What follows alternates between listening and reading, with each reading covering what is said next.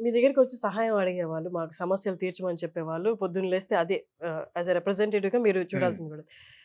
మీకు as an ఇన్‌స్టిట్యూషనలిస్ట్ కూడా, మీరు ఎడ్యుకేషనిస్ట్ కూడా కాబట్టి, మీ దగ్గరికొచ్చి ఒక సమస్య చెప్పినప్పుడు విచ్ ఈస్ అంటే ఒక అంటే ఎడ్యుకేషన్ సంబంధించిన సమస్య ఏదైనా వచ్చి ఫర్ ఎగ్జాంపుల్ గీతంలో సీటే అనుకోండి. అప్పుడు ఎంపీ గారు ముందుకు ఫస్ట్ బయటకొస్తారా? లేకపోతే గీతం ప్రెసిడెంట్ ఇట్స్ ఎ వస్తారా? బ్యాలెన్స్ అండి. కొంచెం నేను గూడా లౌక్యం నేర్చుకోవాలి. హ్మ్. ఆహ్, బహుశా 6 ఏళ్ల క్రితం మొహం మీద కుదరదని చెప్పేసేవాడినేమో. హ్మ్. లాస్ట్ 6 ఇయర్స్ ఇంప్రూవ్ అవుతూ వచ్చాను. హ్మ్. ఇప్పుడు కుదరకపోయినా ట్రై చేస్తానని చెప్తాను.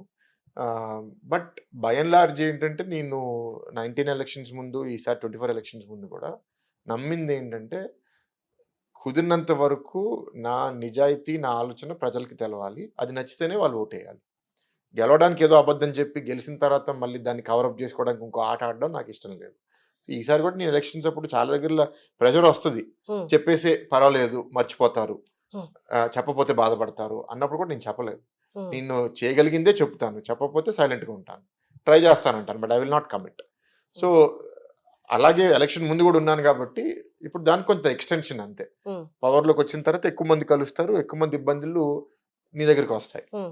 వచ్చినప్పుడు నువ్వు ఎట్లా డీల్ జేయాలి? ఇప్పుడు you have to listen to everybody. Yeah! వాళ్ళ బాధలు అర్థం జేసుకోవాలి. హ్మ్. అర్థం చేసుకున్నంత మాత్రం మనం అది అన్నీ పరిష్కరించగలుగుతామంటే నో వి కెనాట్. హ్మ్. అన్నీ వి కెనాట్ డూ. సో, హ్మ్. ఒక్కొక్కరికి ఒక్కొక్క కోరికుంటది. Hmm. So, what we can do will do. What we cannot do will be మంచిగా చెప్తాం. హ్మ్. ఇది ఉన్న ఇబ్బందులు ట్రై జేస్తాను. కానీ కుదరకపోవచ్చు అని. హ్మ్. 99% ఆఫ్ ద పీపుల్ అర్థం చేసుకుంటారు. హ్మ్. 1, 2% ఒప్పుకోరు.